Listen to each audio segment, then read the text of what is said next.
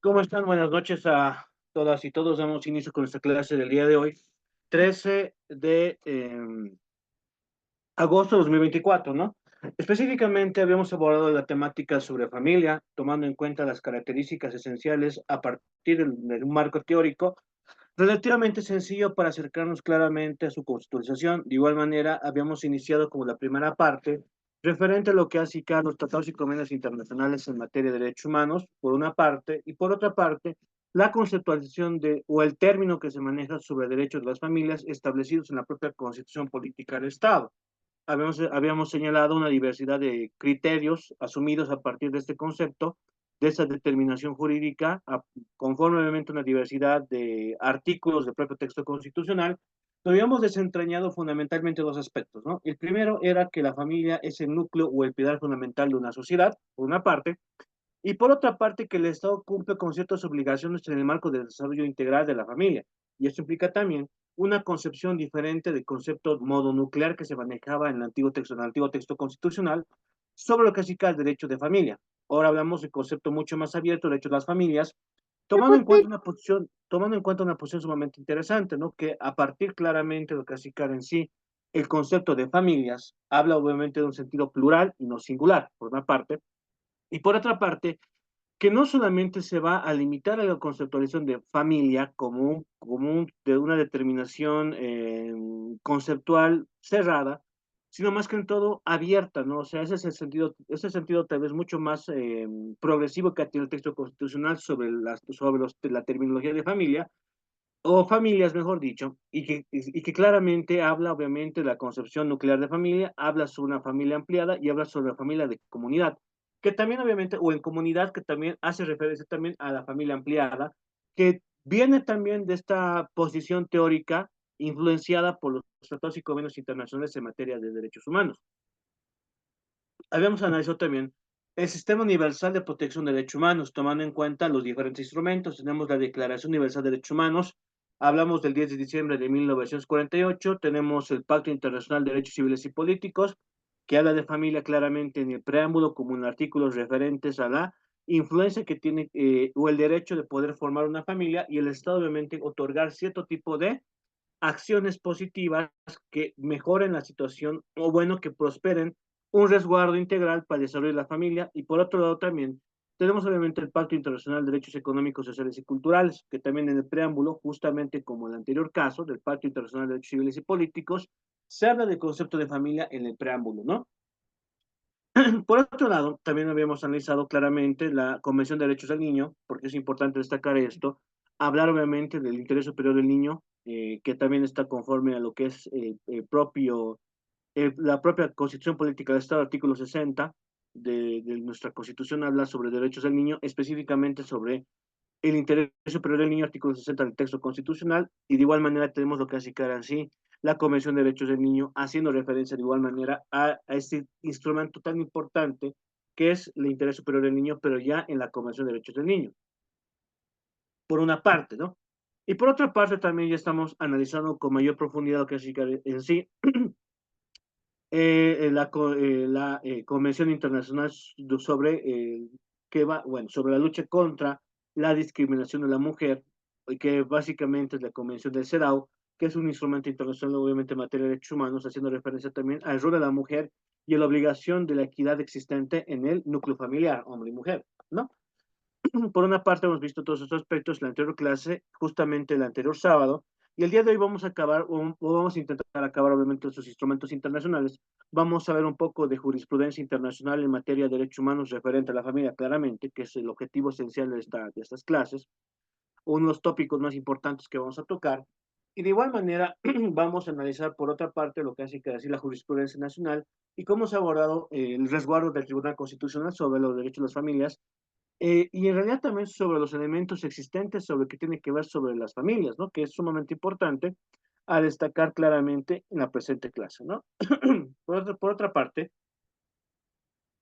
casi al final de la clase, les va a remitir el link sobre la asistencia, obviamente que estamos haciendo el esfuerzo de ponderar, la participación y asistencia de todos, pues obviamente también se va a incorporar casi en sí a través de un formulario de Google, que estamos el día de hoy iniciando esto, para considerar la asistencia que se va a remitir faltando 20 minutos a que acabe la clase, porque se pueden llenar, obviamente, este formulario, ¿no? En ese sentido, sin más que decir, pues vamos a continuar con nuestra clase sobre derecho a la familia, ¿no? O la familia conceptualmente, ¿no? Habíamos hablado por una parte ya sobre los tratados y convenios internacionales en materia de derechos humanos, ¿no? Habíamos establecido fundamentalmente cómo se ha manejado la constitución de familia a través de esos instrumentos internacionales. Y bueno, ahora vamos a analizar ya un sistema mucho más regional.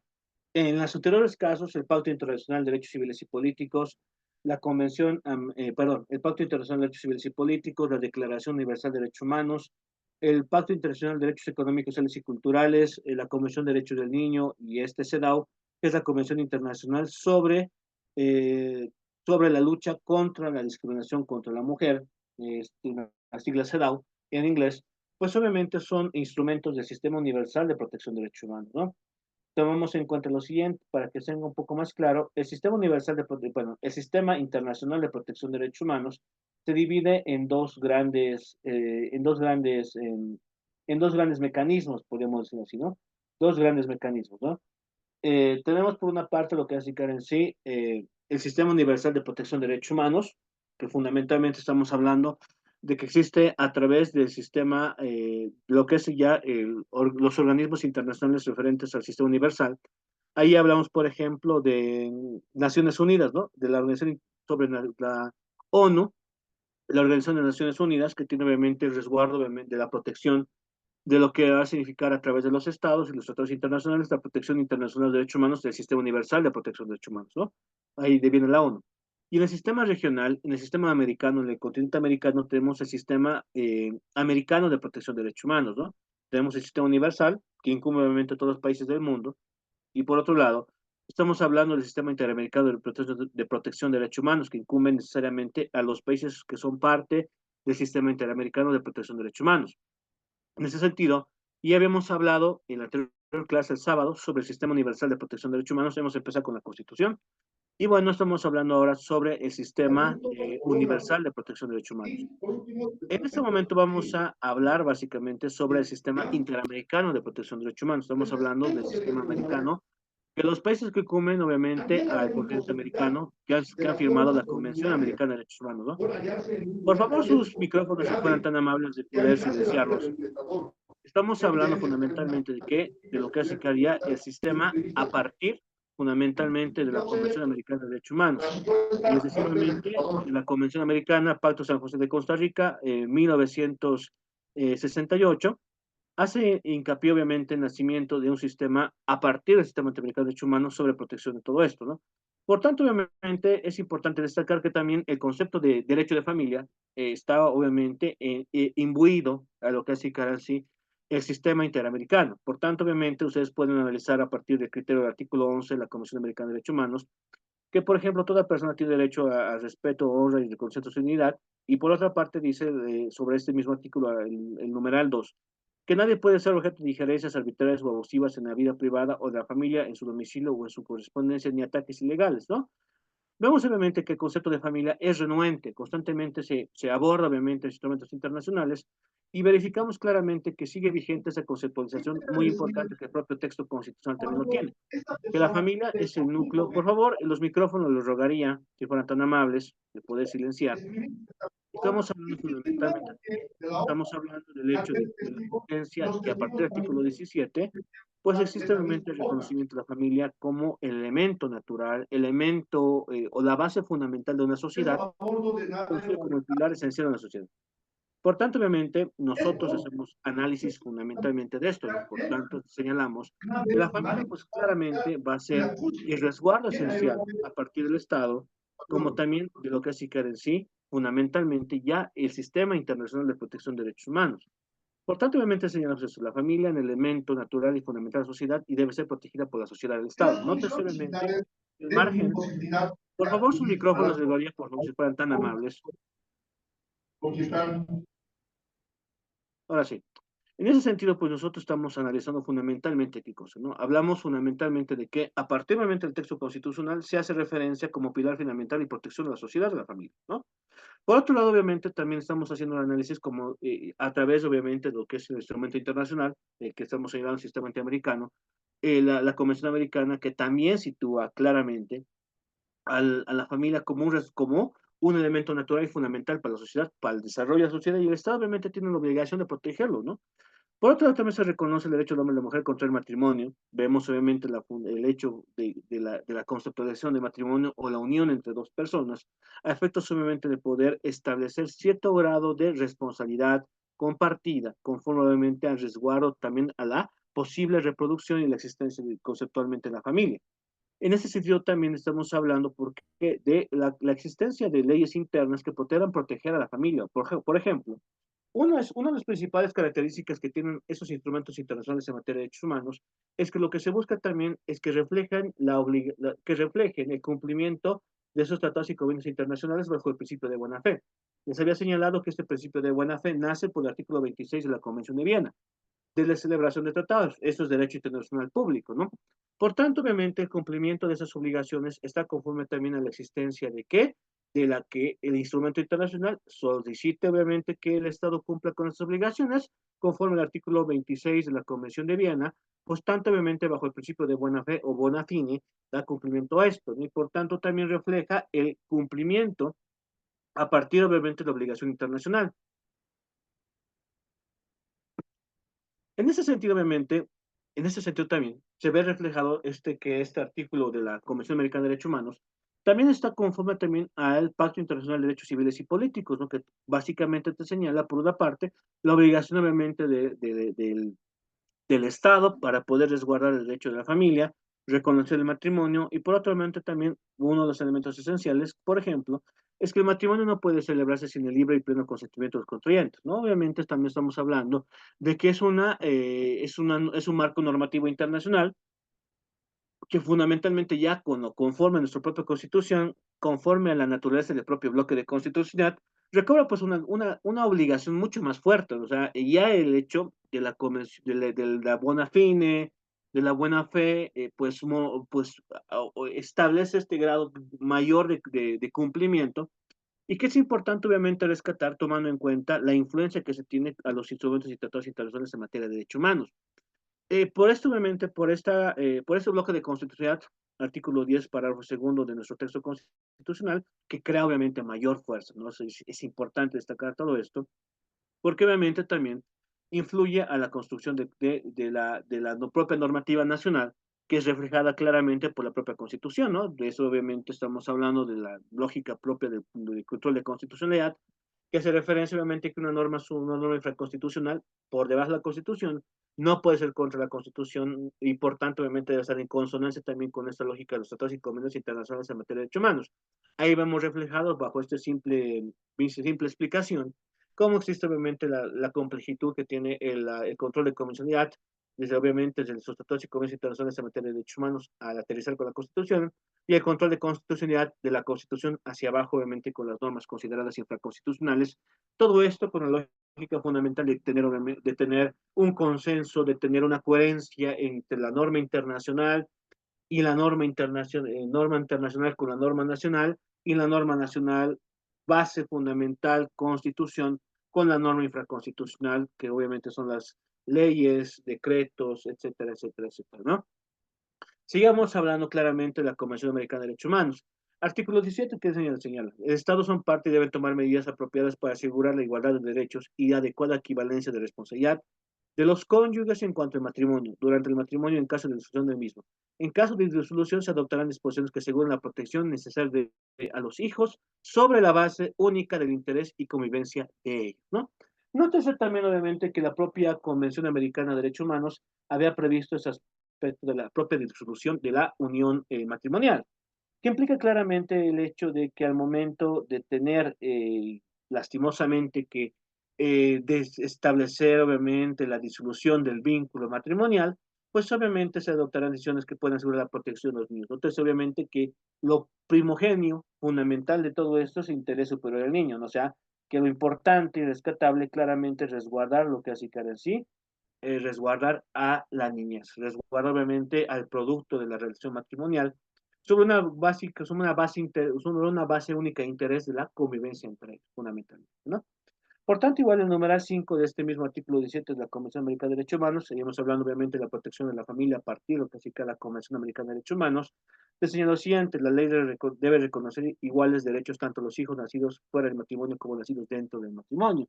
Notas obviamente también la importancia que va a tener claramente el aspecto de la influencia fundamental que tiene el propio resguardo convencional, digámoslo así, que viene obviamente sobre lo que han citado los tratados y convenios internacionales en materia de derechos humanos. Hacemos referencia a la Convención Americana, claramente, Pacto San José de Costa Rica. Sigamos ahondando un poco más en las referencias que mantienen sobre la familia la Convención Americana de Derechos Humanos, ¿no? Nótese, por ejemplo, que el artículo 32 de este mismo cuerpo normativo internacional, dice lo siguiente: con relación a tus derechos y deberes, toda persona tiene deberes con la familia, la comunidad y la humanidad. Nótese, fundamentalmente, cómo existe el resguardo fundamental a la familia a partir claramente de este criterio, ¿no? Como obligaciones y deberes, fundamentalmente, del deber con la familia, sumamente interesante, establecido por la Convención Americana, y el numeral 2 de este mismo cuerpo normativo, del artículo 32. Los derechos de cada persona están limitados por los derechos de los demás, por la seguridad de todos y por las justas exigencias del bien común en una sociedad democrática, ¿no?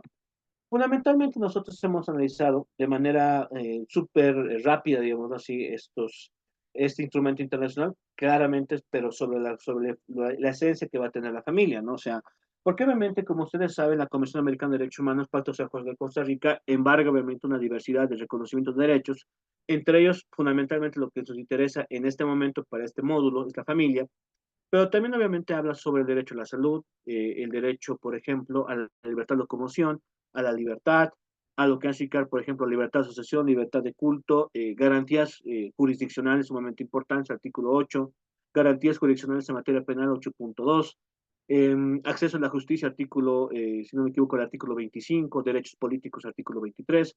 Pues obviamente existe obviamente una diversidad de criterios sumamente importantes sobre el reconocimiento de derechos, pero lo que más me interesa fundamentalmente es para esta materia es hablar sobre la familia, ¿no? Por tanto, también nosotros vamos a empezar a analizar la jurisprudencia emitida sobre lo que es ICAR en sí, eh, la jurisprudencia emitida, por ejemplo, por la Corte Americana de Derechos Humanos, ¿no? Hay que tomar algo en cuenta, ¿no? Y es algo muy importante para ustedes porque, y es que actualmente, tomando en cuenta el criterio tradicional que tenemos en lo que hace ICAR, las fuentes del derecho, y ustedes me dicen cuáles son las fuentes del derecho. Tradicionalmente tenemos cuatro, ¿no? Tenemos lo que es la doctrina, tenemos la ley, fundamentalmente, eh, la doctrina, la ley, la costumbre, dirán ustedes igual, y de igual manera la jurisprudencia, ¿no? Si no me dejan mentir, que actualmente tal vez son los trabajos más importantes que se tiene y uno lo que busca más es los compilados de jurisprudencia, obviamente, que van a ser un apoyo fundamental al momento de hacer la argumentación jurídica, ¿no? Y en ese sentido, pues, me parece sumamente importante destacar estos extremos porque a partir de la argumentación jurídica que nosotros vamos realizando conforme a las fuentes del derecho, porque justamente vamos a hacer la invocación de una ley al momento obviamente de hacer cualquier tipo de acto procesal, haremos referencia también a la doctrina, que tal vez no es muy ya, que no se ve muy seguidas, obviamente, el hecho, de, por ejemplo, de citar a algún autor al momento de hacer algún tipo de argumento jurídico, materia civil, no se puede citar Messineo, Henry Capitán, en materia procesal, tal vez pueden citar a, no sé, a Calviño, más latinoamericanizado, Couture, Montero Aroca en España, los grandes Piero Calamandrei, Chovenda, pues, italianos ellos, ¿no? Pero donde más obviamente vamos a hacer el aporte y la búsqueda de la jurisprudencia, y creo que nadie me va a dejar mentir, ¿no? O sea, uno busca siempre cierto tipo de precedentes que van a apoyar claramente el argumento que nosotros estamos realizando, y por tanto me parece importante abordar de alguna medida, y que también, no es por decirlo como que, no es por decirlo como muy despectivamente, pero como que está muy de moda, ¿no? O sea, el hecho obviamente de hablar de la jurisprudencia. Y más que todo, obviamente, sobre temas particulares, y es el hecho, por ejemplo, de hablar jurisprudencia en materia familiar, ¿no? Obviamente que también debiendo otro tipo de derechos. Sin embargo, sobre estos extremos, pues me parece importante destacar los siguientes extremos, ¿no? Para iniciar todo esto, vamos a analizar por una parte tres tipologías de jurisprudencia que son muy importantes, ¿no? Y es que no quiero que confundan con clases de sentencias, que son otra tipología de sentencia que es muy diferente, ¿no?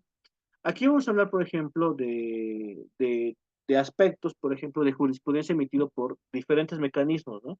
Por ejemplo, había señalado hace un momento, eh, y esto quiere citar a un expresidente del Tribunal Constitucional peruano, que se llamaba César Landa, ¿no? Bueno, se llama César Landa, no falleció todavía, él era presidente del Tribunal Constitucional peruano.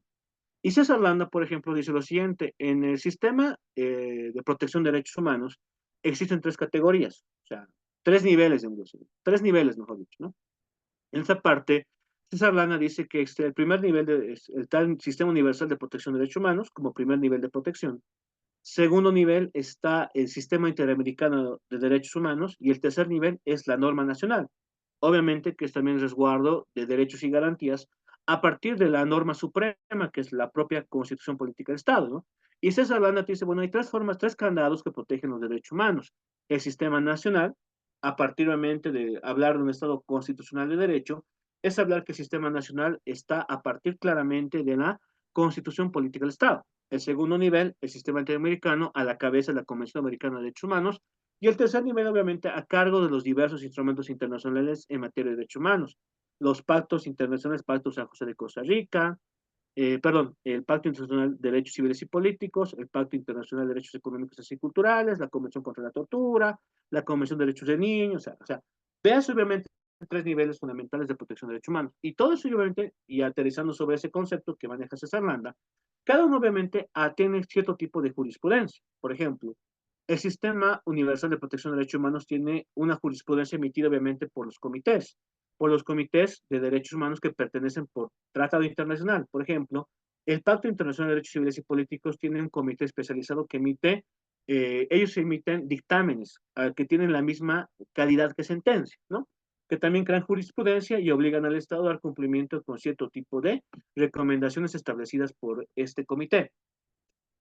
Por ejemplo, hay un sobre derechos humanos que depende del Pacto Internacional de Derechos Civiles y Políticos, Hay el Comité sobre Derechos Sociales, Económicos y Sociales, que depende del Pacto Internacional de Derechos Económicos, Sociales y Culturales. Hay un Comité sobre Derechos del Niño, que depende de la Convención Internacional de Derechos del Niño, y así. Y, por ejemplo, se pueden presentar casos ante esta entidad a partir básicamente de una solicitud individual. Por ejemplo, si se verifica que el Estado no puede dar cumplimiento, no puede resguardar derechos y garantías, pues acudes a esta entidad internacional a través de una petición individual y el comité evalúa para que se pueda emitir posteriormente un dictamen que sea obligatorio para los estados, parte de ese instrumento internacional, y vinculante en el sentido, obviamente, de que crea un razonamiento como un precedente que se maneja, obviamente, en la jurisprudencia, que debe, obviamente, crear un razonamiento obligatorio para posteriores casos que tengan características similares, como lo que se basa básicamente en la jurisprudencia, supuestos fácticos análogos, ¿no? En ese sentido, se tiene, por una parte, este tipo de jurisprudencia emitido por el Sistema Universal de Protección de Derechos Humanos.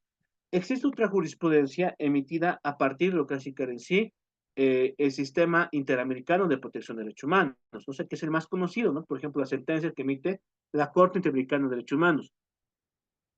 En el aspecto que tiene, claramente, nosotros podemos hacer una diferenciación. El Sistema Interamericano de Protección de Derechos Humanos existen, por ejemplo, dos instancias, ¿no? ¿Cuáles son? La Comisión Interamericana de Derechos Humanos y la Corte Interamericana de Derechos Humanos, ¿no? Dos entes que dependen obviamente del Sistema Interamericano de Derechos Humanos y cada uno de ellos claramente tiene funciones, ¿no?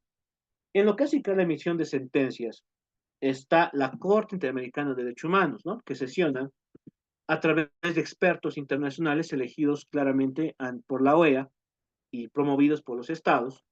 Y en ese sentido, por ejemplo, la Corte Interamericana de Derechos Humanos emite cierto tipo de sentencias, emite dos resoluciones, ¿no?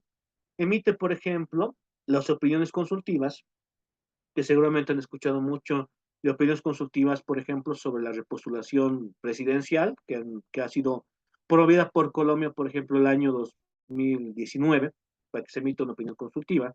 Y por otro lado, por ejemplo, están las sentencias, ¿no? Que tienen las mismas características que una sentencia que emite el Tribunal Constitucional, que claramente tiene razonamiento obligatorio y vinculante, ¿no? Lo obligatorio es entre los estados, que debe dar cumplimiento sobre esto de manera obligatoria, y el razonamiento claramente que estamos hablando sobre la parte vinculante, que es el razonamiento o el precedente que está en vigor, que se debe ser cumplido al momento de hacer la propia invocación del mismo, ¿no?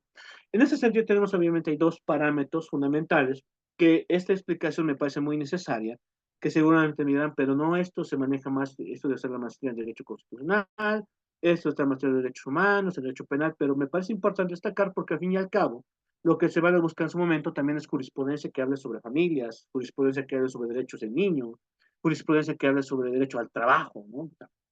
Y lo que trato de explicar acá, obviamente, es reflejar la importancia que va a tener estos extremos de la propia jurisprudencia, o sea, emitida en este caso particularmente sobre el Sistema Interamericano de Protección de Derechos Humanos, ¿no?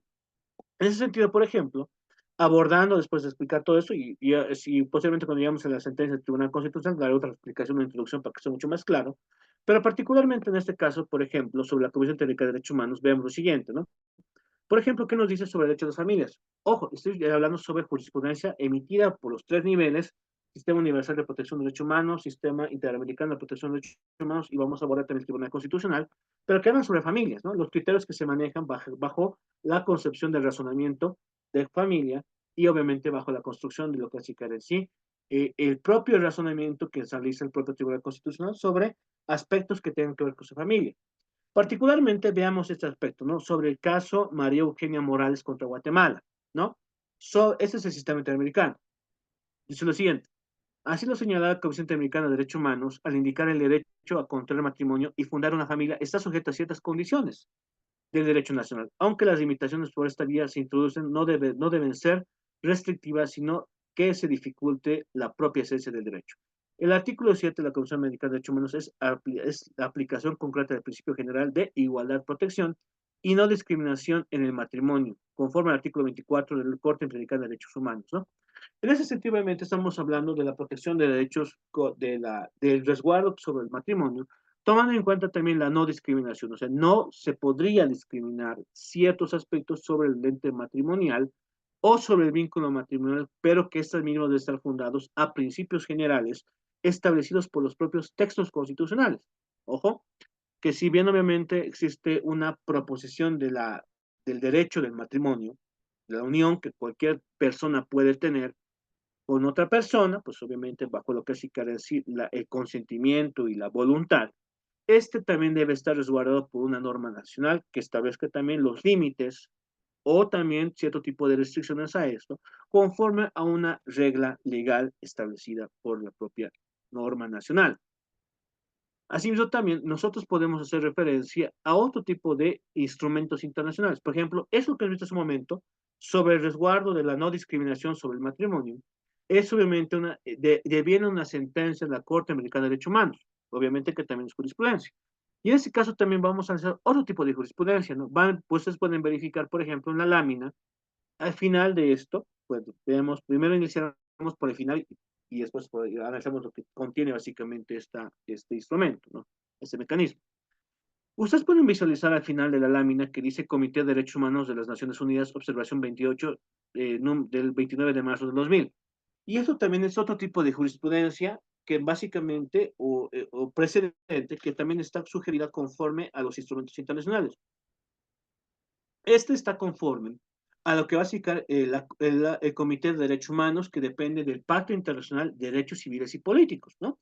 Instrumento internacional, Pacto Internacional de Derechos Civiles y Políticos. ¿Quiénes emiten la sentencia, la jurisprudencia en este caso, el dictamen, la opinión consultiva? Lo dicta el Comité de Derechos Humanos, presidida por diversos especialistas en derechos humanos. Y en este caso, obviamente, esto confluye para que los estados también den cumplimiento a estas opiniones consultivas, que están obviamente haciendo referencia al grado, obviamente, de resguardo de derechos humanos. Y en ese caso, particularmente de la familia. Por ejemplo, ¿qué nos dice? Y vamos a obtener un poco de desentrañar. Le voy a leer de forma textual para que sea mucho más entendible, ¿no? ¿Qué nos dice esto? Dice lo siguiente, este Comité de Derechos Humanos, esta opinión general de número 28 del año 2000, que deviene del Comité de Derechos Humanos de las Naciones Unidas. ¿Qué nos dice? Los estados son obligados a reconocer el mismo trato al hombre y a la mujer con respecto al matrimonio, de conformidad con el artículo 23, cuyo texto ha sido desarrollado por la opción general 19. El hombre y la mujer tienen el derecho de contraer matrimonio únicamente en virtud de su libre y pleno consentimiento. Y los estados están obligados a proteger el disfrute de este derecho en pie de igualdad. Los estados tienen que proteger el disfrute de este derecho en pie de igualdad. Hay muchos factores que pueden obstar para que la mujer pueda tomar libremente la decisión de casarse. Uno de ellos se refiere a la edad mínima para contraer matrimonio, que debe ser fijada por el Estado sobre la base de la igualdad de criterios para el hombre y para la mujer.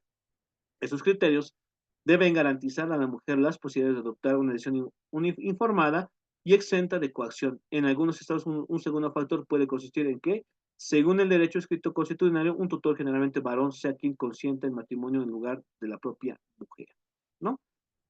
Con lo cual se impide esta posibilidad de elegir libremente, ¿no? Entonces, obviamente, la influencia que va a tener sobre el matrimonio es aspecto de esta opinión, observación mejor general, que es emitida obviamente por Naciones Unidas, fundamentalmente, ¿no? Que también es parte fundamental de la estructura de fuente del derecho. Y ustedes me dicen, ¿cómo? Bueno, a partir obviamente del criterio fundamental establecido, por lo que hace cargo decir el bloque de constitucionalidad conforme al artículo 410, párrafo 2 del texto constitucional, pues obviamente lo que se plantea acá es una nueva abertura de fuentes del derecho, ¿no? Por ejemplo, la famosa sentencia constitucional 110, quebrado 2010, de, eh, del año 2010, claramente. Hace referencia a que a la incorporación de tratados y convenios internacionales en materia de derechos humanos conforme al bloque de constitucionalidad.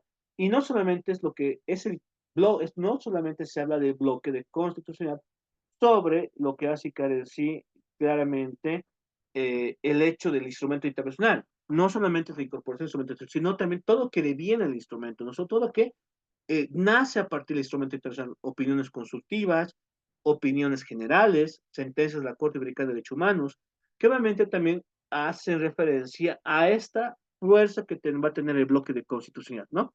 Por tanto, es importante destacar estos instrumentos internacionales donde hacemos referencia específicamente de la familia como un eje central al momento obviamente, de poder alimentar con mayor medida la propia argumentación jurídica a partir claramente de esos instrumentos internacionales.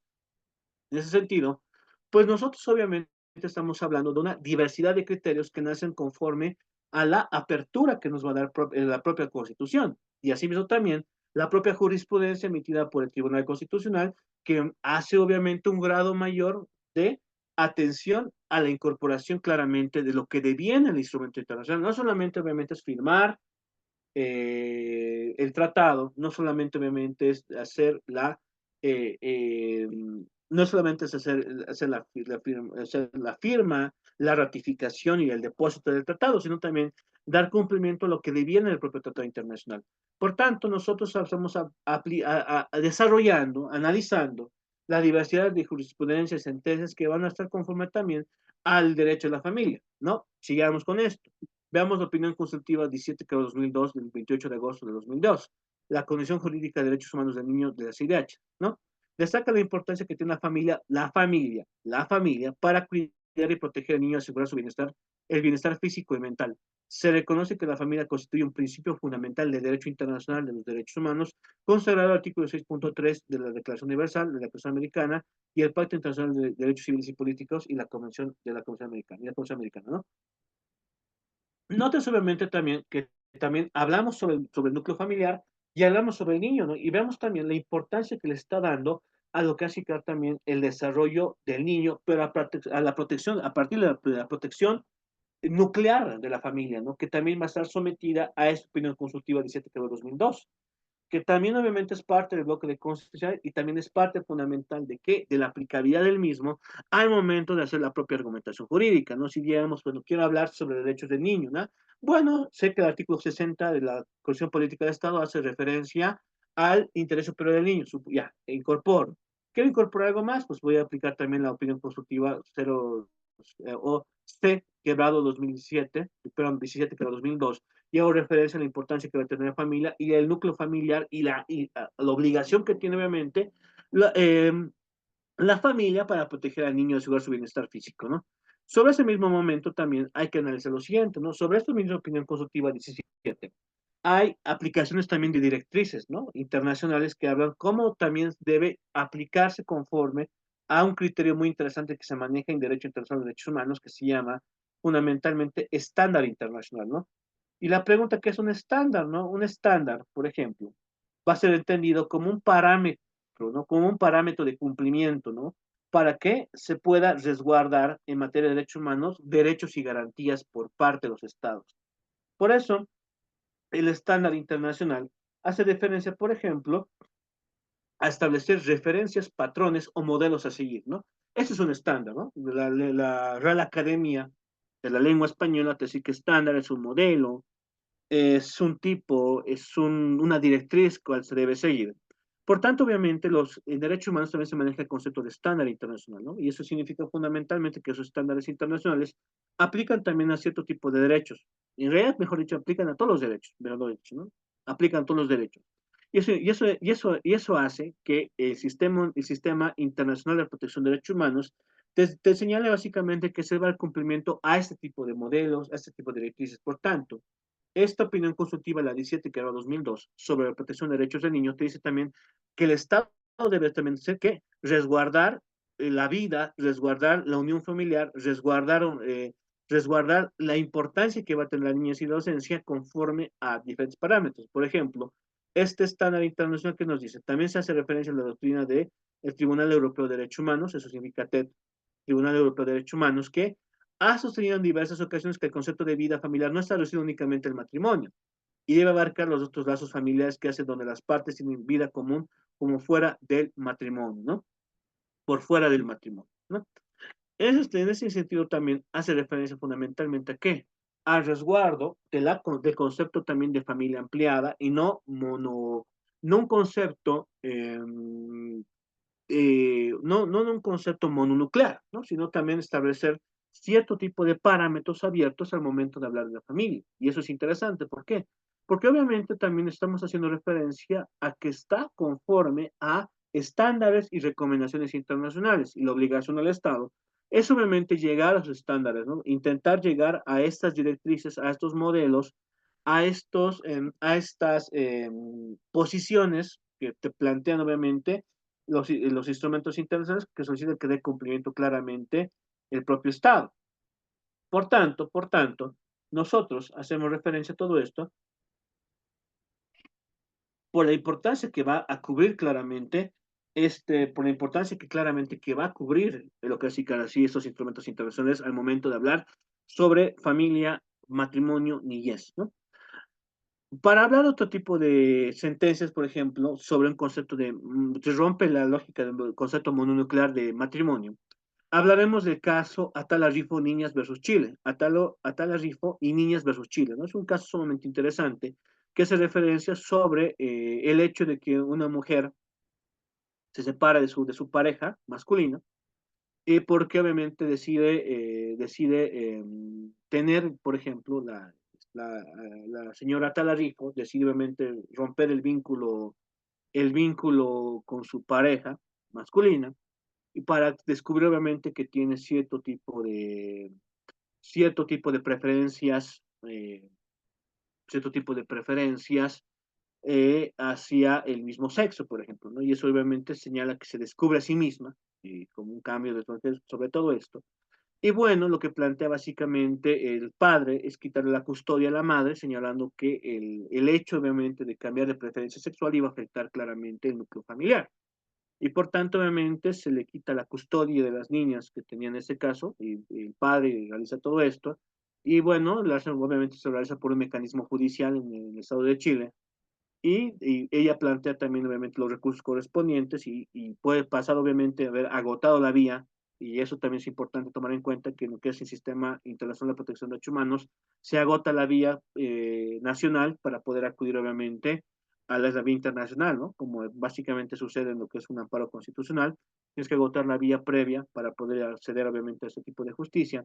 Y en ese caso, al momento de hablar de una justicia internacional, pues, estamos hablando del Sistema Interamericano de Protección de Derechos Humanos, se agotó la vía y por tanto obviamente podía acudir a todo esto, ¿no? Y bueno, de ahí nace la sentencia del 24 de febrero del año 2012, ¿no? Una sentencia muy famosa llamada Casa Talarifo versus Niñas y Chile, que también obviamente da una nueva visión de familia, ¿no? Es importante destacar esto, que dice, la señora Talarifo demandó al Estado chileno ante la CIDH por discriminación. Luego la Corte Suprema de Justicia de Chile le negara la tuición o custodia de las tres hijas, entregándosela al padre porque las mías se encontraban en situación de riesgo.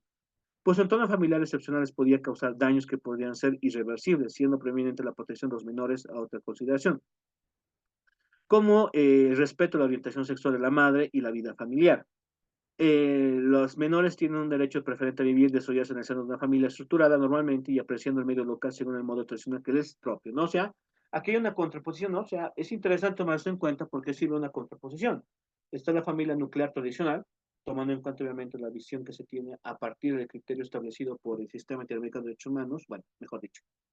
Replantémosla, ¿no? El hecho obviamente ya es un antecedente fundamental que se quita la custodia a la señora Talarifo, porque obviamente considera el Tribunal Supremo de Justicia ha considerado que no tiene las condiciones necesarias, y eso obviamente bajo la visión de una estructura familiar tradicional, y que obviamente que tenga cierto tipo de resguardos a las buenas costumbres, digamos así. Así obviamente es el argumento del Tribunal Supremo de Justicia chileno.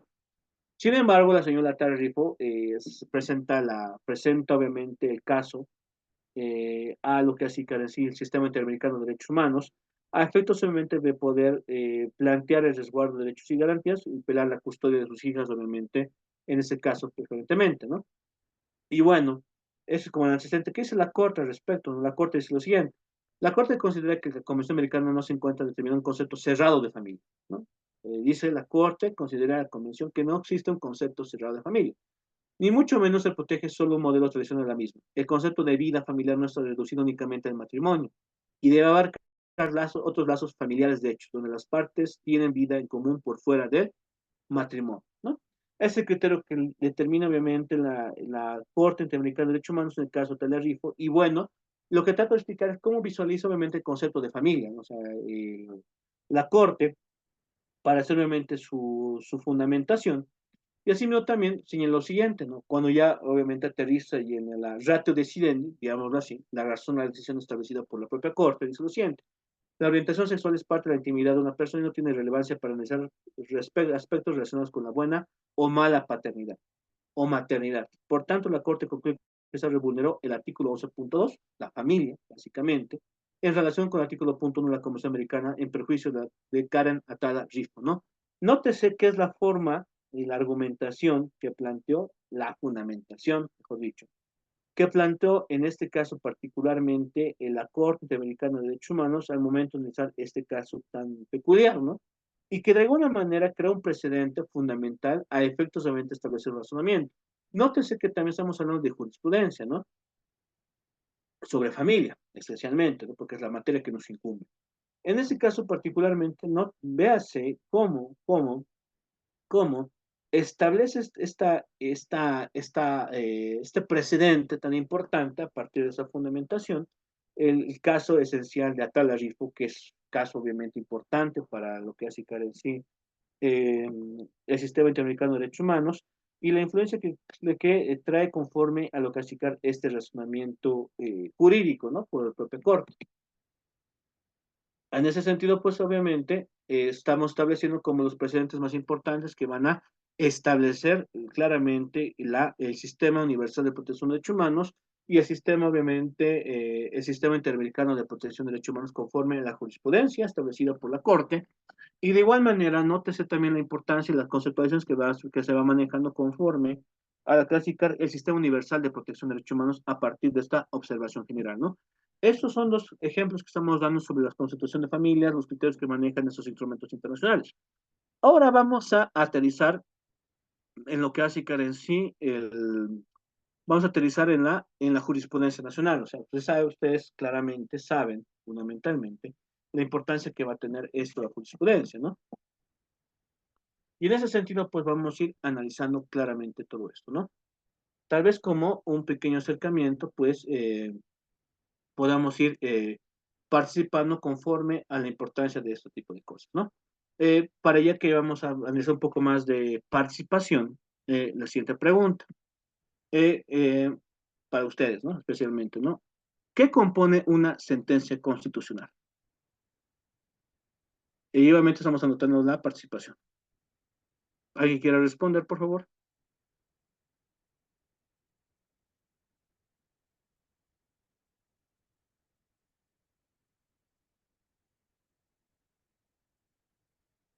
¿De qué está compuesto, qué compone una sentencia constitucional?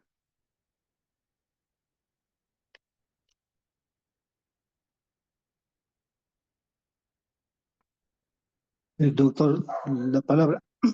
¿Sí? Oscar. Bueno, por lo menos entiendo, doctor, que tiene que tener el encabezamiento, la parte considerativa, la motivación y la parte resolutiva. ¿Ya? ¿Está bien? Muchísimas gracias, Oscar. Estoy anotando tu participación. ¿Alguien más que quiera participar, por favor?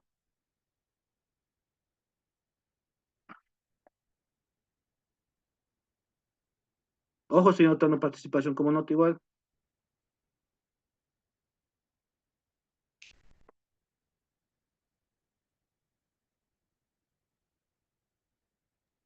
Sí, doctor, buenas noches. José Sí, Herrera, para fines de registro. está bien. Evidentemente, una sentencia constitucional a través del procedimiento constitucional debe llevar un encabezamiento donde lleva identificado el número de caso, el número de sentencia. Debe tener una parte considerativa y también lo que motiva la sentencia constitucional y la parte resolutiva. En el encabezamiento, obviamente, se puede establecer una relación de los hechos que motiva la sentencia. Gracias. Excelente, gracias, muchas gracias. Sí. Y bueno, sí, fundamentalmente la estructura claramente en la sentencia está establecida todo esto, ¿no? Pero más allá de esto, que bueno, es lo siguiente, la importancia, obviamente, la categorización específicamente con la obvio dicto, rato de decidente y deciso, fundamentalmente, ¿no? En este caso particularmente, muchísimas gracias por los que han participado. Y sí, bueno, en lo que hablas es fundamentalmente sobre la fundamentación, ¿no? O sea, eso es algo bien interesante, ¿no? Porque necesariamente va a ser el trabajo que van a tener claramente nosotros, los abogados, mejor dicho, ¿no? Yo y ustedes, o ustedes y yo. Pues claramente por el hecho fundamental de poder tener cierto tipo de resguardos jurisprudenciales al momento de poder hacer la argumentación jurídica. Por una parte, nosotros, litigando, digamos así, o investigando también, no solamente nos vamos a restringir claramente al hecho de la litigación, ¿no? Sino también el hecho también de que esta jurisprudencia es sumamente importante para poder realizar cualquier tipo de investigaciones, ¿no? Para comentarles para optar obviamente al grado de maestría, por el cual obviamente puedo otorgarles este curso yo. Es el hecho, por ejemplo, que he estudiado mucho la jurisprudencia sobre derecho al trabajo, derecho a la salud, derecho a la educación. Y el hecho fundamental igualmente es buscar sentencias que tienen un cierto tipo de sentido común, obviamente una línea jurisprudencial, y evidenciar claramente la influencia que ha tenido el momento de poder establecer cierto tipo de fallos, ¿no? Y por eso es importante hablar de la jurisprudencia, porque al fin y al cabo, familiar en este caso, particularmente, que estamos hablando de familia, es por el hecho obviamente de que siempre vamos a necesitar cierto tipo de precedentes para hacer la argumentación jurídica. Y creo que nadie me va a dejar mentir, porque todos siempre estamos buscando jurisprudencia, ¿no? O sea, aumento de poder presentar, no solamente en materia civil o familiar, al realizar un amparo constitucional claramente que creo que es el tino más y la sustancia más importante al momento de presentar un amparo, por ejemplo, es el hecho de que nosotros buscamos supuestos fácticos análogos, ¿no? O sea, el hecho, por ejemplo, la regla, y por si acaso igual les voy a incorporar en su plataforma, tengo un poco de trabajo muy sobrecargado, pero les voy a cargar jurisprudencia. Se les voy a dar cierto tipo de tips, por ejemplo, sobre sentencias claves para poder hacer presentar, por ejemplo, un amparo al momento de hacer la referencia sobre supuestos fácticas análogos. O sea, y obviamente van a presentar un amparo, por ejemplo, en materia familiar, en civil, sobre el derecho de la identidad, quién sabe, ¿no? Y por eso obviamente es importante sacar todo esto, porque hablar obviamente de lo que lo que es las partes, por ejemplo, de la sentencia, en este caso, ya estrictamente hablando sobre los aspectos metodológicos, estamos hablando obviamente de la obiter dictum, etimológicamente que sí, lo dicho de paso, ¿no? Así que es la jurisprudencia secundaria o jurisprudencia indicativa, que así que alimenta, que se va a alimentar, que donde la ratio decidenti, que es la otra parte, que se llama la razón de la decisión, se alimenta para poder emitir obviamente razonamiento vinculante que va a ser conectado con el hecho en concreto para obviamente para que posteriormente se pueda utilizar a efectos de establecer el concepto de los supuestos fácticos análogos necesariamente para utilizarla obviamente en lo que hace su argumentación jurídica al momento obviamente de poder realizar este desarrollo, ¿no? En este caso particularmente lo que me llama la atención fundamentalmente es el hecho de cómo vamos a utilizar toda la influencia que va a tener esto. Particularmente estamos hablando de derecho de familia, estamos hablando de familia, ¿no? En ese sentido, pues, es importante destacar todo esto, de que a partir de este razonamiento jurídico establecido conforme a lo que hace el propio artículo 203 del texto constitucional y el propio artículo 15 del Código Procesal Constitucional, nos habla de este razonamiento jurídico sumamente importante, que obviamente que es precedente, el razonamiento precedente en vigor, que va a ser obviamente lo utilizable a efectos de que ustedes pueden ir armando básicamente o dando fuerza a lo que hace el razonamiento jurídico, ¿no?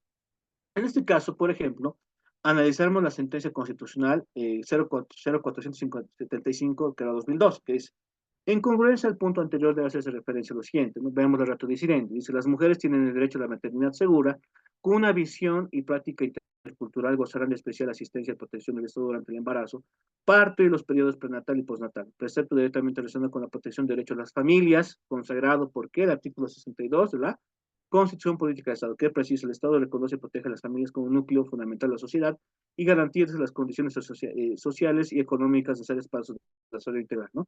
Fundamentalmente veamos esto, ¿no? Veamos obviamente el razonamiento jurídico emitido por el propio Tribunal Constitucional.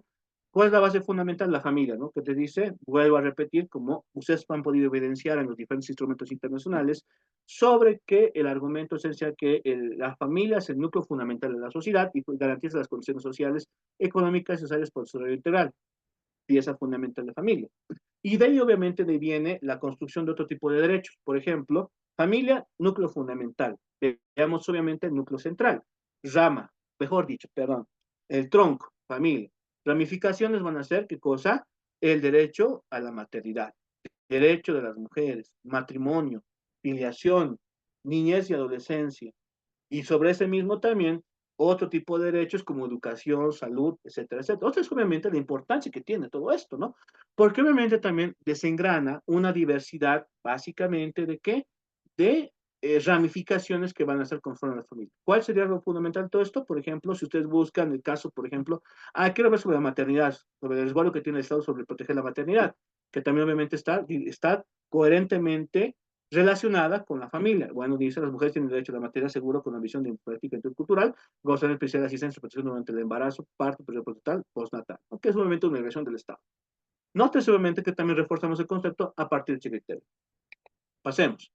Vamos obviamente a explicar en sí otra sentencia constitucional, la 0092, que era 2002, de 11 de abril, ¿no? Que estamos hablando, obviamente también vamos a hablar sobre la familia, pero referente a menores de edad. ¿Qué nos dice? Tanto el Estado provisional de Bolivia como otros estados otorgan especial protección a los menores de edad cuyos derechos fundamentales se hallan insertos en la ley fundamental, así como diversos instrumentos internacionales. La situación conlleva deber de toda autoridad de tomar sus decisiones considerando la situación de niñas, niños y adolescentes. Se pueden verse afectados debiendo a cualquier caso prestar atención de interés superior del niño. ¿Qué estamos viendo? Protección de derechos del niño, a partir obviamente del artículo 60 del propio texto constitucional. ¿Cuál es esto? Obviamente el interés superior del niño, ¿no? Donde obviamente establece fundamentalmente ya como un criterio fundamental de que toda situación que favorezca, que es interés superior del niño, y aquí te lo presenta de manera mucho más concisa y clara, obviamente en relación a la propia constitución sobre interés superior del niño, que dice, todo cuerpo normativo prevé que interés superior del niño. Y por tanto, obviamente, que plantea lo siguiente, es decir, toda situación que favorezca, ¿qué es interés superior al niño? Debe ser claro. Toda situación que favorezca el desarrollo integral del niño y del adolescente en el goce de sus derechos y garantías para determinar el interés superior de niños y adolescentes, en una situación concreta se debe apreciar su opinión de la madre y el padre, o ambos padres, guardador o guardador, tutor o tutor, la necesidad de equilibrio entre sus derechos y garantías de ver su condición específica como persona, en desarrollo la necesidad de equilibrio entre sus derechos y garantías y los derechos de las demás personas, de donde deviene que los derechos de los niños son prevalentes mereciendo un trato prioritario a contar con interés superior dentro del contexto jurídico vigente. Nótese obviamente que ya el Tribunal Constitucional, a partir de ese razonamiento jurídico, que es ratio decidendi, determina obviamente la importancia del interés superior del niño a efectos obviamente de dar cumplimiento por parte de instituciones estatales, que debe prevalecer la niñez y adolescencia tomando en cuenta el valor de prioridad y el concepto de desarrollo constante que va a tener la niña y adolescente buscando el resguardo integral, fundamentalmente, ¿no? Los que les interesa obviamente tener el concepto de niñez y adolescencia o les llame la atención claramente sobre esto, pues hay una jurisprudencia sumamente vasta, como la ya presentada en la lámina, donde se evidencia la importancia del resguardo de los derechos de la niñez y adolescencia conforme a este precedente constitucional a partir de la sentencia constitucional 092 quebrado 2022. Asimismo, también la misma sentencia hace referencia, por ejemplo, a otras sentencias. Por ejemplo, eso es importante destacar, ¿no? ¿Por qué? Porque hablamos de obiter dictum, se llama los dichos de paso, que va a ser todo lo que no sea, excepto obviamente, ¿qué cosa? La ratio decidendi y la deciso. Después todo eso es obiter dictum, dicho de paso, ¿no? Bien obviamente la palabra se entiende obviamente etimológicamente que del latín dicho de paso, obiter dictum.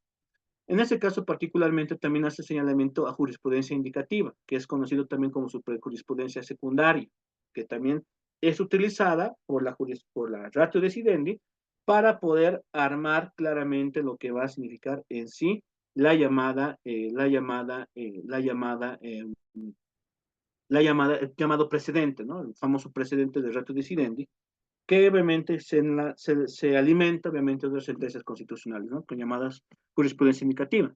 En este caso, por ejemplo, se alimenta la sentencia constitucional 0507 quebrado 2020, guión S4, que dice, de conformidad a lo previsto en el Código de las Familias, el proceso familiar, la asistencia familiar es un derecho y una obligación de las familias y comprende los recursos que garantizan lo indispensable para la alimentación, la salud, educación, vivienda, recreación y vestimenta. Surge ante la necesidad manifiesta de los miembros de las familias y el incumplimiento de quien debe otorgarla conforme a sus posibilidades y es exigible judicialmente cuando no se presta voluntariamente de priorizar el interés superior de niño y adolescente, ¿no? ¿Qué está hablando fundamentalmente? Dos cosas. La sentencia constitucional se reglamenta sobre, primero, en primera instancia, sobre el interés superior del niño y el valor que tiene esto, por una parte. Y por otra parte, habla también sobre este criterio al momento de ver la importancia de la asistencia familiar como un derecho, pues obviamente, de la niña adolescente, del producto del vínculo familiar, producto obviamente del producto de la familia, y por tanto dice se plantea la siguiente ratio disidente, ¿no? La siguiente razón, o el siguiente razonamiento, algo así. Dice, entonces, en correlación con lo señalado, es posible determinar que la ejecución de los mandamientos expedidos por los juzgados en materia familiar no pueden ser suspendidos por ningún motivo, siendo nulo cualquier acto determinado en contrario, lo que implica que la vacación judicial no resulta ser una razón válida que provoque la dilación o demora en el cumplimiento de la asistencia familiar. Impaga, puesto, como se señala anteriormente, la misma se encuentra destinada a la satisfacción inmediata de derechos fundamentales de carácter primario, que no puede ser diferidos en su atención precisamente por razón por esa razón en que el sistema judicial prevé el funcionamiento de los juzgados en turno durante el periodo que comprenda dicha vacación. Obviamente estamos hablando de la importancia que va a tener primogénicamente el hecho de la asistencia familiar y que no puede haber ninguna excusa por la autoridad judicial para que no se pueda ser aplicable básicamente este acto procesal referentemente, ¿no? En ese caso, obviamente, estamos hablando casi que en sí esta sentencia constitucional referente a esto, que deviene también, obviamente, de familia, que reviene, obviamente, fundamentalmente de toda esta estructura. Pasemos. Sentencia constitucional 0088, que va a 2021-3. Fundamentalmente, ahora vamos a también volver a analizar con mayor presión el interés superior del niño establecido por esa sentencia constitucional, que es lo siguiente, ¿no? Por disposición del artículo 58 de la Constitución Política. Se reconsidera niño ni adolescente en toda persona menor de edad. Las niñas, niños y adolescentes son titulares de los derechos reconocidos en la Constitución, con los límites establecidos en esta y los derechos específicos inherentes a su proceso de desarrollo, a su identidad étnica, sociocultural, de género, generacional y la satisfacción de sus necesidades, intereses y aspiraciones. Así mismo también, básicamente ya en la razón de la decisión de la sentencia constitucional 0088, nos plantea el siguiente criterio que va a abordar claramente esta sentencia referente a interés superior del niño. Por tanto, ¿qué nos dice? ¿No? Nos dice lo siguiente, ¿no? El Estado, el deber del Estado es la sociedad y la familia garantizar por el interés superior del niño y adolescente que comprende la preeminencia de sus derechos de primacía, es decir, protección y socorro en cualquier circunstancia, la prioridad en la atención a los servicios públicos privados y el acceso a una organización de justicia pronta, oportuna, con asistencia personal especializada, prohibiendo y sancionando toda forma de violencia contra ellos, tanto en familia como en la sociedad, a través del artículo 61.1 de la norma suprema, del texto constitucional, y en este contexto normativo internacional de la Convención sobre Derechos del Niño, veamos obviamente cómo, y eso también me gusta que ustedes lo vayan reflejando, de que el propio Tribunal Constitucional, y eso también como un comentario, no les doy aquí, para que vayamos poco creando, y viendo toda la importancia que tiene todo esto, que el propio Tribunal Constitucional, desde el nacimiento, digamos, ya no tan nueva, ¿no? De la Constitución Política de Estado, estamos hablando ya prácticamente de 15 años de la vigencia del texto constitucional, más de 15 años, va apostando, o sea, ya lo estaban trabajando, ¿no? Antes, para que hagamos una orden de ideas, ¿no? El Tribunal Constitucional nace con la reforma constitucional de 1993, ¿no? Las primeras sentencias emitidas por el Tribunal Constitucional, obviamente con ese famoso Tribunal Constitucional, Wilmer Repuerto Durán, Pablo del Misaki, o sea, gente obviamente con alto nivel académico y técnico, sin olvidar obviamente que al profesor del Misaki todavía lo seguimos estudiando con Derecho Constitucional y con Derecho Administrativo. Fueron obviamente los primeros magistrados del Tribunal Constitucional, ¿no? Si bien obviamente el Tribunal Constitucional nace por la reforma constitucional de 1993, recién inicia obviamente emite las primeras sentencias a finales de 1999, ¿no? Pero a partir de la última reforma constitucional, con la promulgación de la Constitución del 7 de febrero del año 2009, y ya prácticamente son 15 años, fue apostando también por el cumplimiento sobre el bloque de constitucionalidad. Y así fue apostando por el hecho de incorporar la fundamentación jurídica instrumentos internacionales, ¿no? Que solventar obviamente la aplicación del bloque de constitucionalidad y también el hecho obviamente de que esté cumpliendo claramente con este famoso control de convencionalidad, ¿no? Y es que es interesante, ¿no? Porque se crea cierto tipo de conceptos, por ejemplo, como control de convencionalidad, como diálogo jurisprudencial o diálogo hasta conceptos de derecho transnacional, por ejemplo, ¿no? Diálogo de tribunales constitucionales, ¿no? Son varios conceptos que se van dando fuertemente y bueno, el Tribunal Constitucional fue creando básicamente una utilización muy fuerte, por ejemplo, de instrumentos internacionales, ¿no? Porque la propia Constitución ya te lo permite, ¿no? Ustedes revisan el artículo 410, parágrafo 2, habla sobre el bloque de constitucionalidad, sobre la incorporación de tratados y convenios internacionales en materia de derechos humanos y derecho comunitario dentro del propio texto constitucional. Y de igual manera se hace referencia al artículo 256, el artículo 14.4 de 13.4, perdón, del texto constitucional, que también hace referencia claramente a la aplicación directa. Bueno, el artículo 3 habla sobre la aplicación directa. La Constitución habla sobre la horizontalidad de derechos y obviamente también sobre la preeminencia de los tratados y convenios internacionales en materia de derechos humanos, ¿no? De igual manera, eh, el Código Procesal Constitucional, la Ley 254, del año 2012. Por ejemplo, ustedes van a verificar, por ejemplo, el artículo 2 del Código Procesal Constitucional, te dice cuatro sistemas de interpretación que puede aplicar obviamente el Tribunal Constitucional. ¿Cuáles son estos? El clásico exegético, literal, que es la aplicación, obviamente, como ustedes saben, la aplicación de la norma de manera literal, como obviamente sin obviar puntos y comas, haciendo obviamente preferencia a la aplicación de ese sistema de interpretación, obviamente sin, por ejemplo, sin desnaturalizar la aplicación de la norma. Hablamos del método sistemático, que es el apoyo a través de otro tipo de normativas para hacer una especie de utilización no aislada de la norma. Hablamos sobre el método teleológico, que es la voluntad del constituyente, y hablamos sobre el método referente a lo que va a significar, por ejemplo, más moderno, más contemporáneo, sobre los tratados y convenios internacionales en materia de derechos humanos, ¿no? Que es donde más o menos, más influyentemente tiene el Tribunal Constitucional y que claramente va a ir construyendo un sistema de interpretación progresivo conforme a los instrumentos internacionales que también te dan estándares internacionales, ¿no?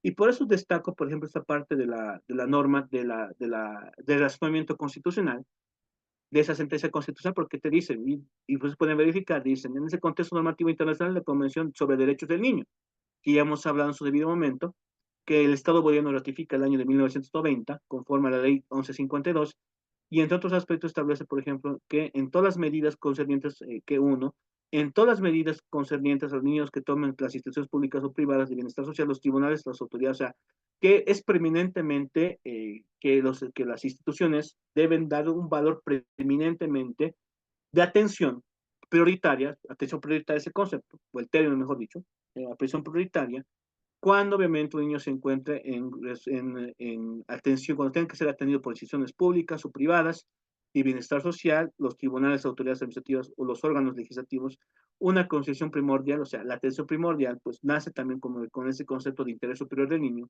atender obviamente de manera prioritaria necesariamente a la niñez y adolescencia. En ese sentido, pues nosotros verificamos claramente la importancia que va a tener esta jurisprudencia a partir también de este criterio, ¿no? Y le señalo fundamentalmente que es por el hecho de que existe una preeminencia en el estudio de los instrumentos internacionales por parte del Tribunal Constitucional, porque le da una mayor atención a esos instrumentos internacionales, porque obviamente es un mandato por el propio texto constitucional y que va revestiendo de mucha fundamentación a lo que es la propia jurisprudencia no emitida por este Tribunal Constitucional y que claramente es importante destacar. Asimismo también, por ejemplo, veamos otro tipo de jurisprudencia que hace el señalamiento sobre la aplicación del Código de las Familias y su proceso familiar. Sentencia constitucional plurinacional 840 2018-S3, ¿no? ¿Qué dice lo siguiente, no? Dice la propia sentencia constitucional, haciendo referencia a otra sentencia con esta lógica fundamental de la línea jurisprudencial, y el hecho por ejemplo, el precedente en vigor, lo siguiente. Todo procedimiento modificatorio de una ley debe atravesar un proceso transitorio de lo anterior y la ley vigente a la nueva, puesto que lo contrario implicaría una vulneración de la seguridad jurídica y provocaría caos jurídico, dado que todos los casos sin duda existirán procesos en trámite iniciados con la ley vigente en ese momento. Por tanto, corresponderá al nuevo texto normativo regular dicha transición de manera que la considere necesario y cual resguarde principios procesales inherentes al debido proceso, ¿no? hace referencia, por ejemplo, al proceso de transición que ha tenido entre, bueno, lo que es el Código de las Familias, obviamente, el proceso de transición y la aplicación de anteriores procesos, fundamentalmente, ¿no? Veamos la sentencia constitucional 228 quebrado, 288, perdón, quebrado 2018, y en C4, 18 de junio de 2018, dice, es así que en virtud de la necesidad de proteger entre relaciones familiares y hacer efectiva la protección de derechos de las familias, se dictó una norma autónoma, como el Código de las Familias y el Proceso Familiar, en base a las siguientes premisas, conforme señala el Ministerio de Justicia de Estado Provisional de Bolivia. En la presentación del mencionada ley tiene como lo que la adecuación normativa del contexto histórico-social, o sea, que es lo fundamental, obviamente, de esta ley, que lo señala lo siguiente, ¿no?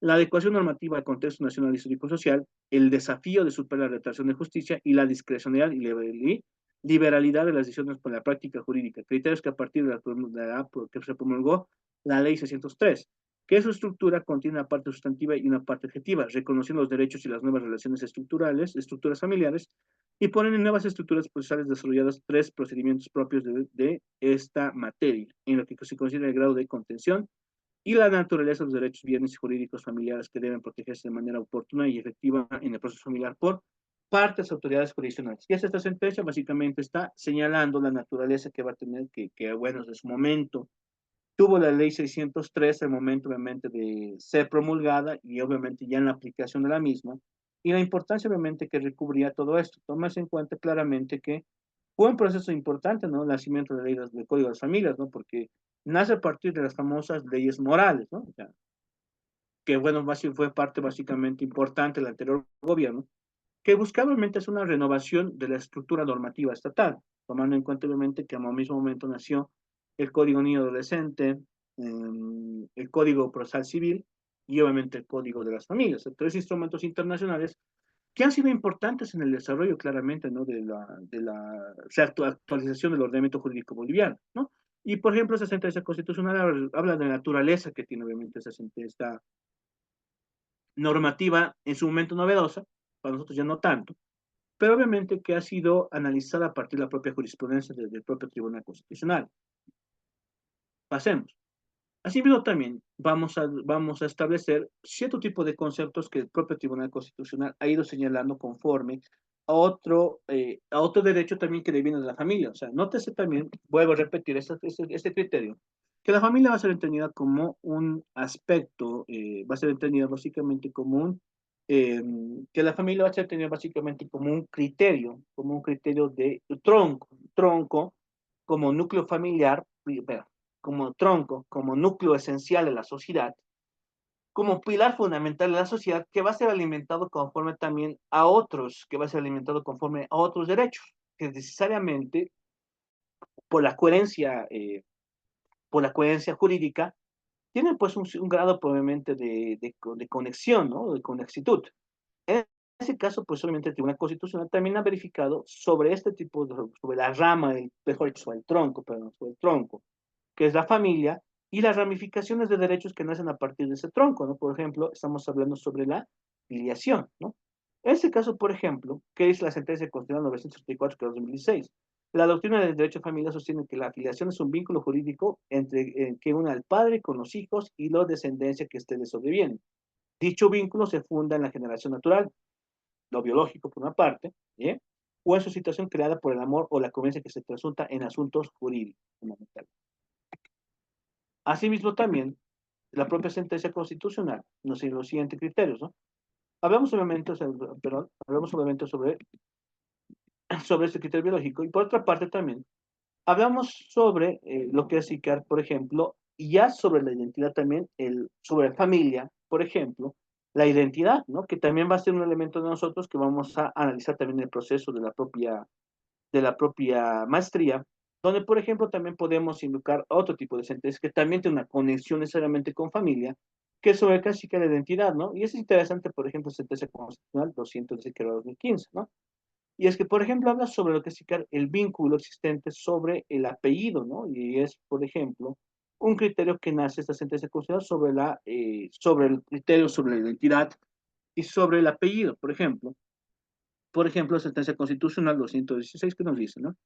Conforme a los derechos específicamente enunciados, no está de llevar el apellido del otro cónyuge. Sin embargo, el tribunal constitucional plurinacional, como máximo intérprete de la norma jurídica, no puede alegar un aparente vacío normativo, una imprevisión en la normativa legal que debe ser aplicada en la resolución de un caso concreto. De esa forma, en base a la interpretación creativa, se puede referir que según la ley fundamental, siendo que los efectos matrimonio y la unión libre o de hecho son los mismos, uno de ellos el derecho a usar el apellido del otro cónyuge, ¿no?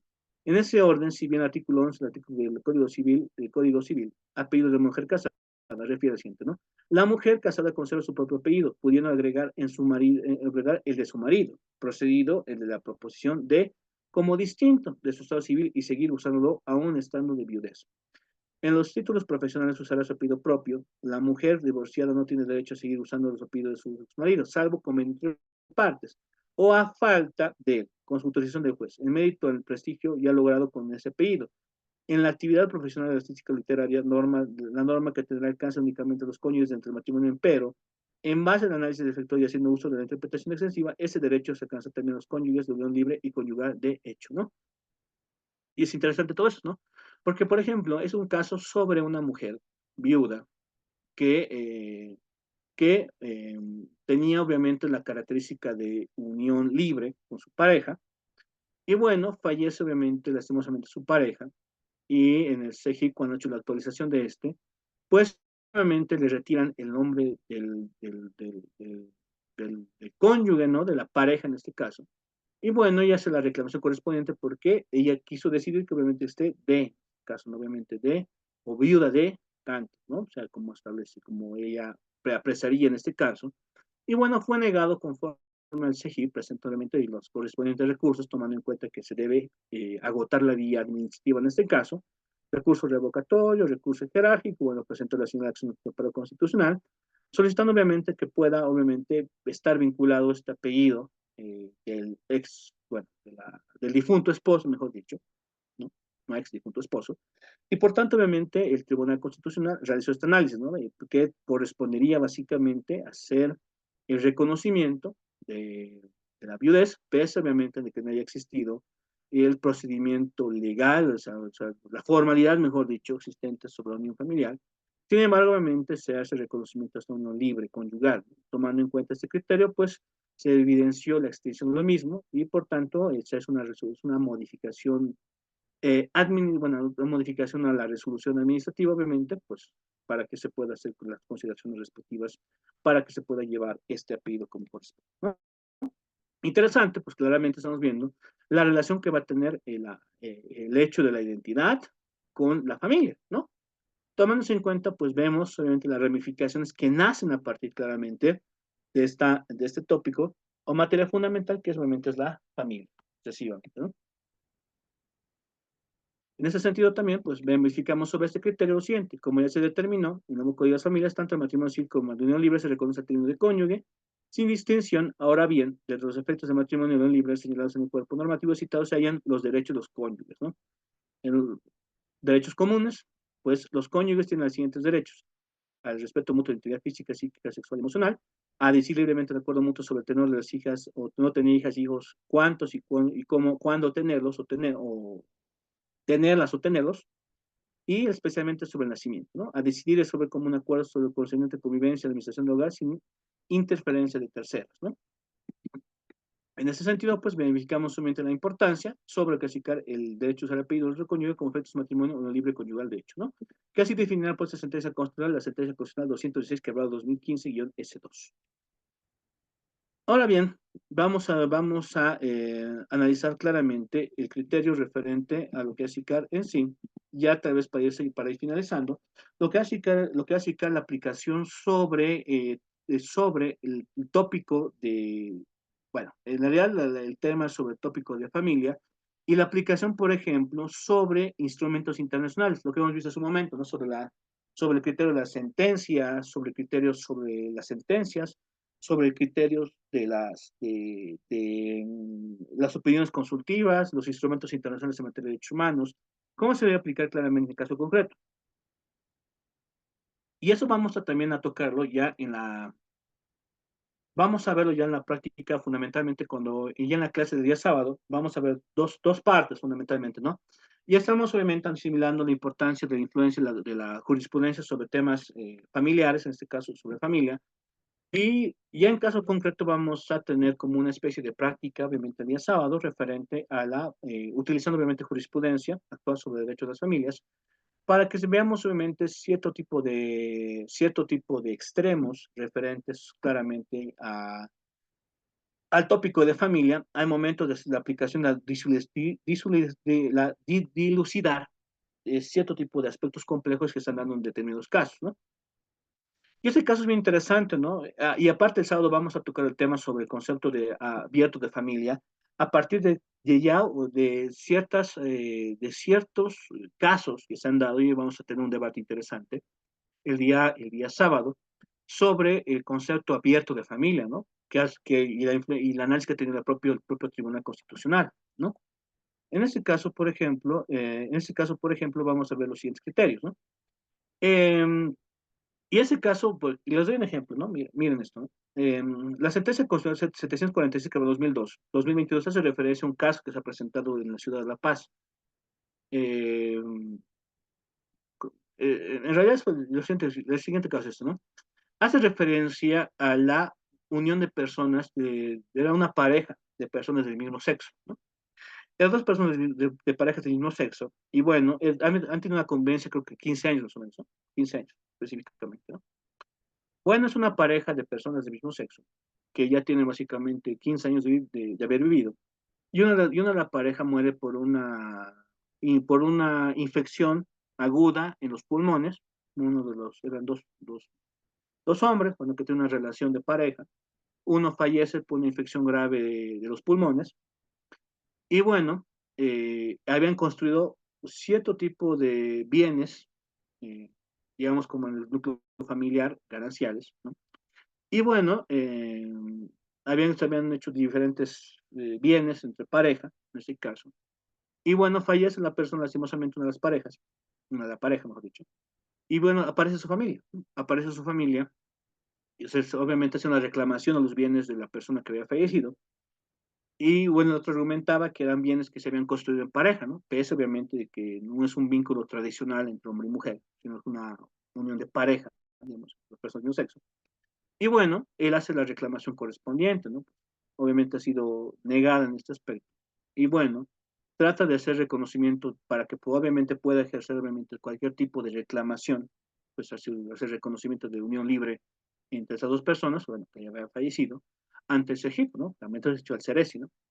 Y claramente el Ceresi rechaza obviamente esta petición, ¿no? Porque obviamente está más que todo bajo el criterio de la propia normativa existente.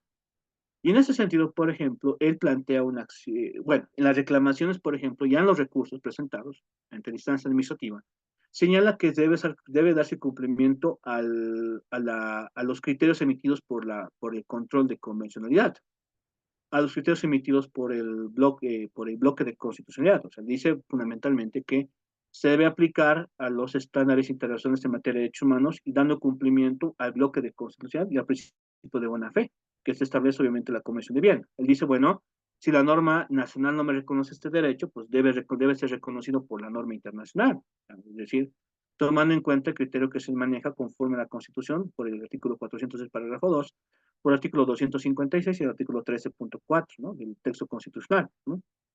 Bueno, en este caso, obviamente, la presión que se plantea es lo siguiente, ¿no?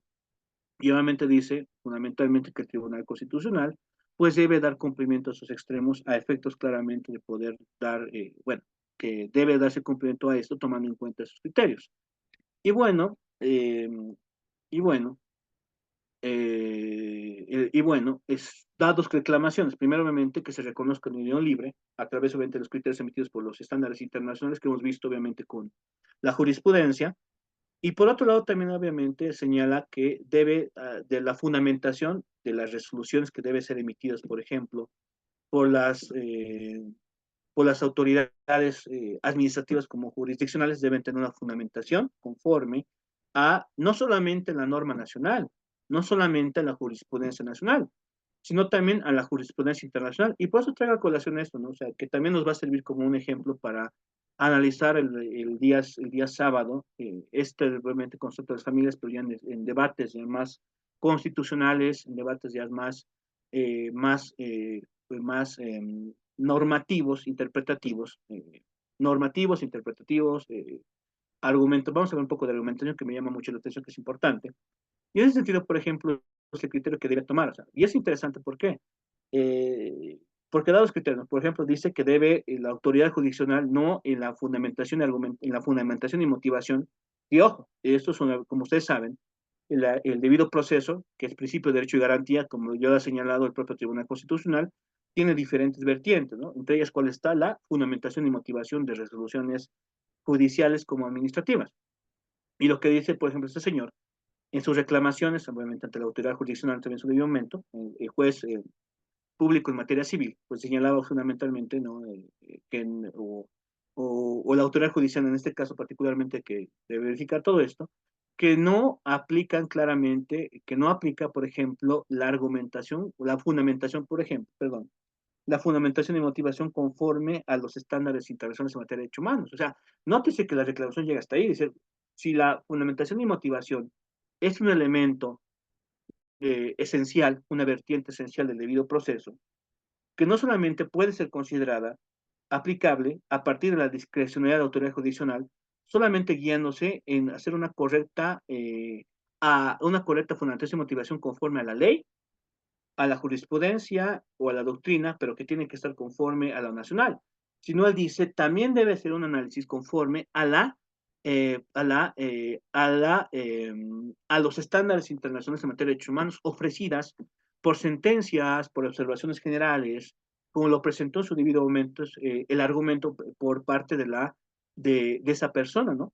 Señalando claramente que existen estándares internacionales que hacen reconocimiento a la unión libre de personas del mismo sexo, pues claramente para que se haga un correcto argumento y ampliar obviamente el concepto de familia, que no va solamente restringido por la norma nacional, tomando en cuenta que la Constitución te da esa posibilidad abierta de que se pueda hacer una interpretación conforme a la lógica del propio control de convencionalidad, ¿no? Que nace a partir de Mocín Arellano. O sea, es un debate sumamente interesante que prefiero obviamente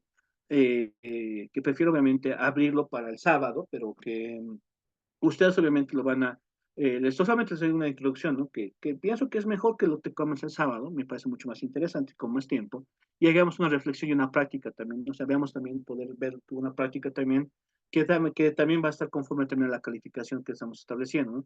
En ese sentido, también antes de retirarnos, prefiero quedar aquí el día de hoy, para que no, porque me parece muy apasionante este debate, que seguramente les va a gustar a ustedes, porque también se va a alimentar, por ejemplo, de lo que así que se va a alimentar, por ejemplo, de sentencias, de opiniones consultivas que también les voy a dejar en su plataforma, como también esas diapositivas del día de hoy, para que tengamos un reflujo mucho más fuerte el día sábado, ¿no? O sea, mucho más, una comunicación entre nosotros, un intercambio de criterios más abierto que me parece mucho más interesante por otro, ¿no? En ese sentido, como se había comunicado, bueno, antes de terminar, dos cosas.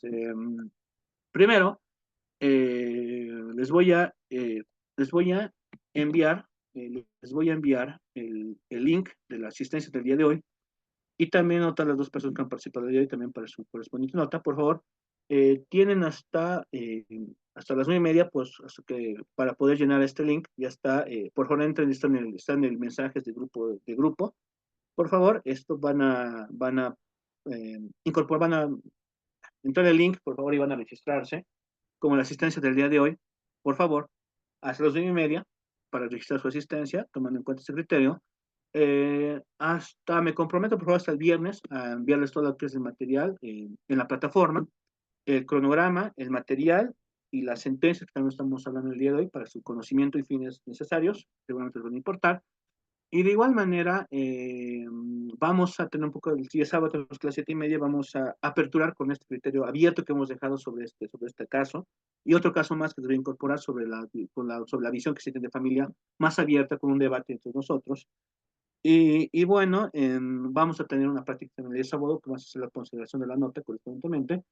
Y bueno, eso sería más que todo, ¿no? Fundamentalmente, ¿no? O sea, por favor, les pido que que verifiquen esto de las notas, verifiquen esto de la asistencia, por una parte, revisen la plataforma, dos cosas, revisen la plataforma, vamos a tener ahí la información sobre el día de hoy, sobre las sentencias que hemos hablado, vamos a tener obviamente un material de descarga sumamente importante sobre esto y el día sábado vamos a debatir un poco sobre este aspecto, sobre el concepto de familia, esencialmente, que estamos obviamente analizando ya desde la perspectiva normativa, jurisprudencial y ya con casos más concretos el día sábado.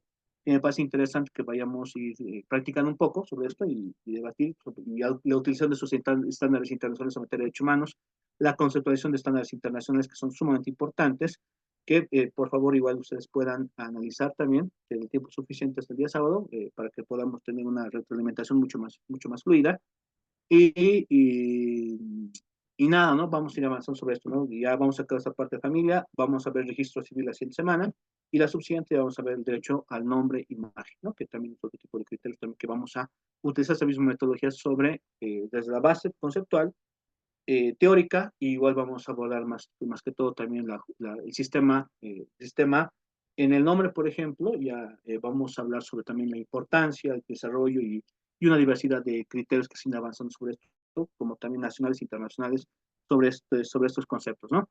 En ese sentido, pues, podemos quedar hasta el día de hoy.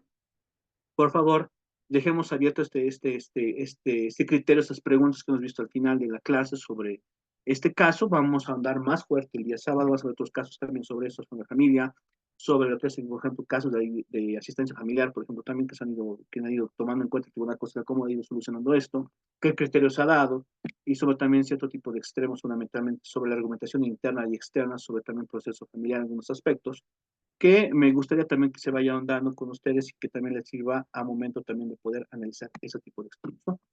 Pues, ¿qué más decir? Muchísimas gracias. Nos vemos el día sábado, 7:30, para poder continuar con esto. Y bueno, revisen la información que se va a tener para que tengamos una buena retroalimentación el día sábado, abriendo este tipo como de casos, estudio de casos, sobre este concepto de familia el día sábado, ¿no? Por favor, no se olviden, no pongan aquí los fines de registro, utilicen qué cosa, utilicen el Google, ¿no? Voy a mandar, entren por favor acá a este formulario Google, ahí van a poder llenar su asistencia del día de hoy, y las personas que han participado también les han anotado, ¿no? Y espero también que el día sábado tengamos mayor asistencia para también anotar estas participaciones para que se vayan acumulando los puntos sobre los 10 puntos que tenemos sobre participación y asistencia, ¿no? Por favor, llenen su asistencia el día de hoy, me voy hasta las 9:30 y bueno, nos vemos el día sábado para poder continuar con esta clase y con mayor retroalimentación sobre el tema, ¿no? Que tengan muy buenas noches.